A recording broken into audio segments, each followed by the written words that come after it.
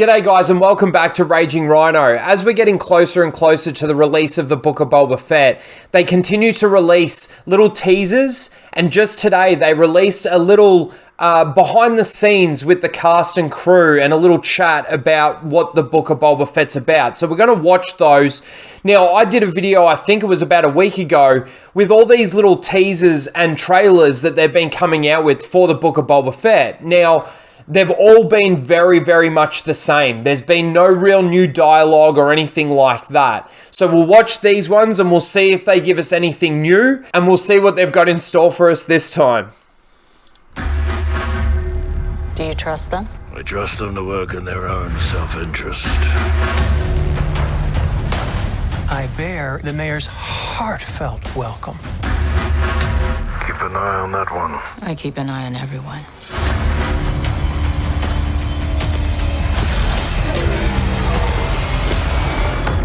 I'm here to talk business. The Book of Boba Fett, streaming December 29th, only on Disney+. Okay, so it was all scenes from, again, different angles and different scenes that we've seen before, and of course a little bit of new dialogue. Let's go through it one more time. It is only 30 seconds long. Do you trust them? I trust them to work in their own self-interest. I bear the mayor's heartfelt welcome. Keep an eye on that one. I keep an eye on everyone.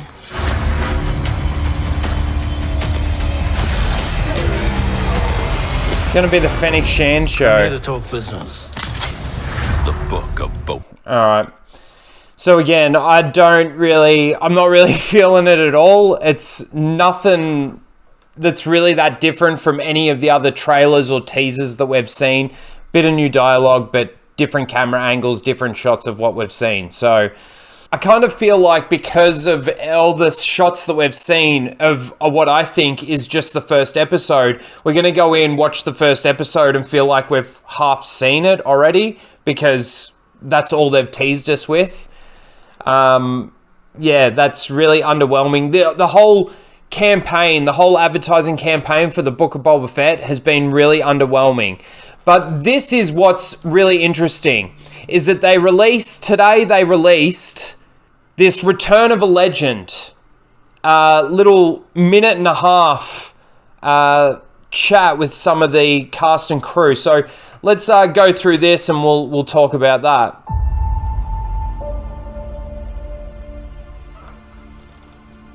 Boba Fett was a man with no name kind of character, lone gunslinger when I was a kid. You didn't know his face, you didn't know who he was.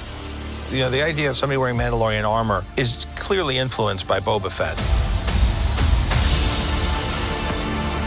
No shit, really? So bringing in Boba Fett felt very right. Oh, it felt really right. With all the buzzwords. With the Book of Boba Fett, we're going to find out where he's been and about how he's changing. What happened in those years between then and the end of Return of the Jedi? And then also seeing what would Boba Fett be like now. John's story structure was really brilliant in that it was just overflowing with all things cool. All things cool. There's a rawness to everything. That's what I love about it. I think that's what gives it its authenticity. There's a little bit of fun in there as well. A lot of action, drama, and it's going to be exciting for the fans to see. It's going to be some journey.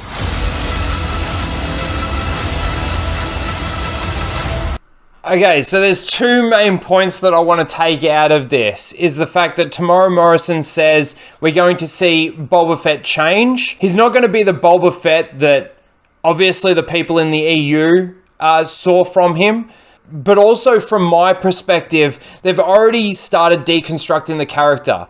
I mean, there's people out there that are still arguing the fact that they just changed the name of his ship on the Lego. It was just the Lego.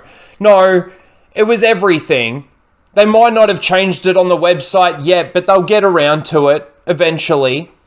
So they're going to be changing Boba Fett. See how he's changed. See how he's grown.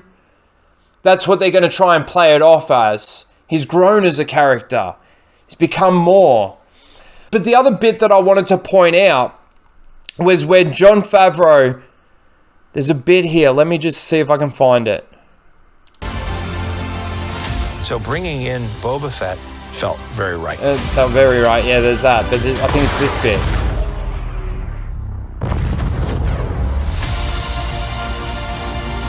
With the book of Boba Fett, we're going to find out where he's been and about how he's changing. What happened How he's changing. And this bit is the bit that what happened in those years between in then those years and the end of... Now, I kind of feel like he was about to say what happened in those years between Return of the Jedi and the sequel trilogy, but he kind of then goes between then and Return of the Jedi. I thought this story takes place after Return of the Jedi, so why would it be telling a story between then and Return of the Jedi when we know that he's got out of the Sarlacc pit from The Mandalorian? This all takes place after Return of the Jedi. So I kind of feel like he got stuck there and he had to quickly change his words. I don't know if I could be reading too much into it. But I know that if he had have said, this takes place between Return of the Jedi and it's going to tell a story of how he's evolved and how he's changed moving into the sequels, how many people would watch it then? Let's just hear it one more time. He's changing. What happened in those years between then and the end of Return of the Jedi? And then also seeing what would Boba Fett be like now. See, yeah, what would Boba be like now is more the thing. But, like, I really feel like he got stuck in his own words. Now, they could just re-edit that out and cut it and fix it up. Maybe he did mean to say it like that, but it's a really weird thing to say. Tells the story between then, when, and Return of the Jedi. Okay. John's story structure was really brilliant in that it was just overflowing with all things cool. So his story structure was overflowing with all things cool. Okay, is it overflowing with all things Star Wars, all things story, and all things character development? I very much doubt it. Like I said, I already feel like they've started deconstructing the character. Tamara Morrison even just mentions there that we're going to see Boba Fett change and how he's changing. Anyway, I just saw these again. Like I said, I did a video last week and it was just all these trailers. They all look the same. And these are exactly the same thing. They haven't built any hype in me. Maybe they're building a bit of hype in some of those people that liked The Mandalorian. I mean, there is also the rumor that we're going to get a Harrison Ford in here, a Han Solo. You never know. You might get that Luke Skywalker moment. You can have another cry at the end of the year. Let me know what you guys think in the comments below. Please don't forget to like, share, and subscribe, and we'll see you in the next one. Later, guys.